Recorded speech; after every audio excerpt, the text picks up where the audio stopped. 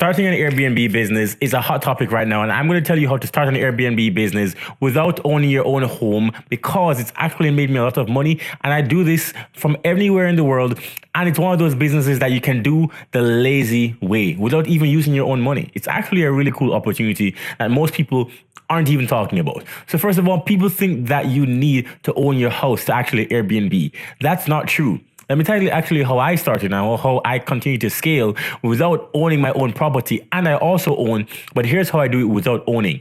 I started by using one bedroom, and I actually Airbnb'd out the other bedrooms in that same house. So then, for example, if I Airbnb'd $1,000 per bedroom, 1, 2, 3, 4, 5 bedrooms in that same house, then I was getting $5,000 a month from that property alone, and that wasn't my property. All I needed to do was to convince the owner to give me their property, and I could use that to make a lot of money. That's actually how I got started. From there, I was able to find properties from all across America that I could hit those types of numbers. So wherever you are in the world, I promise you this model still works, because you are able to take a property that's not yours by just convincing the owner that, hey, if I can get, you just pick up the phone, hey, if I can get you this amount of money for the next 2 years guaranteed, and you never have to talk to a tenant, would you be interested? And they would be like, hell yeah.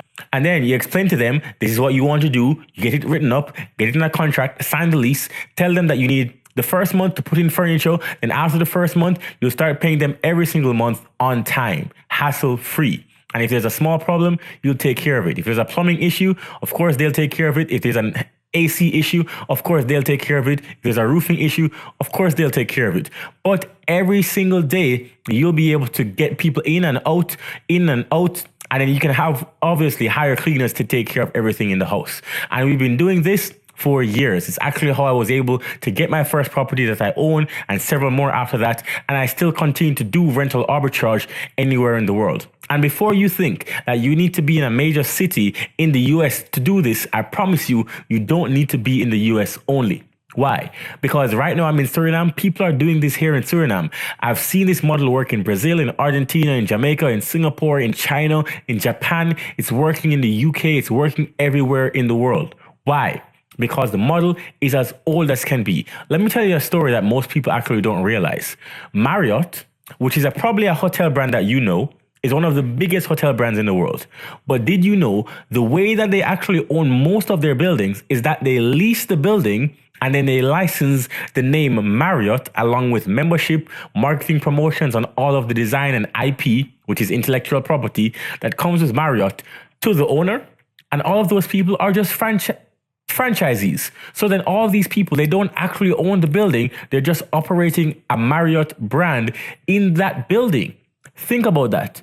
They're leasing and then using it for an Airbnb style place. All they're doing is the same type of mentality. So then if you don't need to own a Marriott building to run a Marriott, then why do you need to run or own your own house to do Airbnb?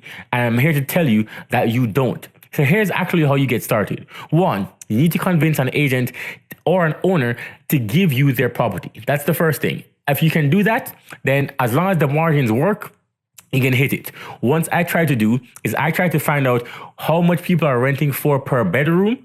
And if I can find something that's beneath what I can charge per bedroom, for example, let's say I see that people are charging $1,000 per bedroom, and I can find a 5-bedroom house for only $3,000 or less. That's a pretty good deal, because I know that I can make profit there. But if I'm finding a 3-bedroom for more than $5,000 or for more than $3,000, that's probably a bad deal, right? Okay, cool.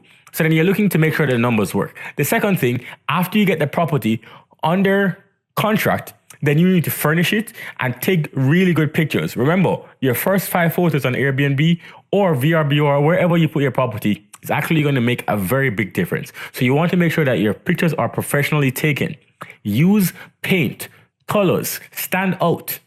Don't just say that you have an orange or a green painting and then don't show it in the photo.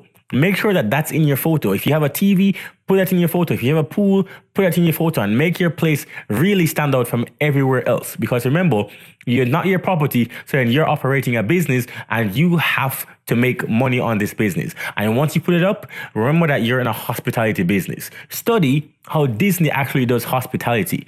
Go above and beyond for people. You don't have to give them money, but you do have to give them time and attention, especially when you're just beginning. And that makes you stand out and you get to rack up those 5 stars. Remember, this is all not with your own property.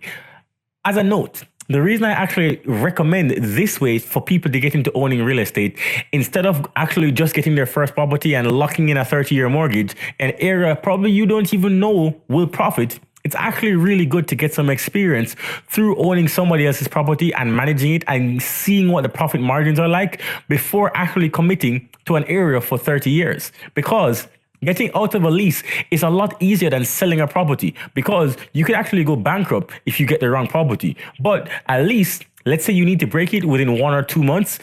Well, you're probably only going to lose maybe $2,000, $3,000, $4,000, $5,000. That's not the end of the world, as opposed to losing hundreds of thousands of dollars and being bankrupt. So if you are thinking about starting an Airbnb arbitrage business, which is starting a business where you don't own the property, but you make money from it, I promise you, I got more content for you. This is a lot packed in, but I know I talk fast. I have more for you, where I promise I'll talk slow. I'll see you in the next video.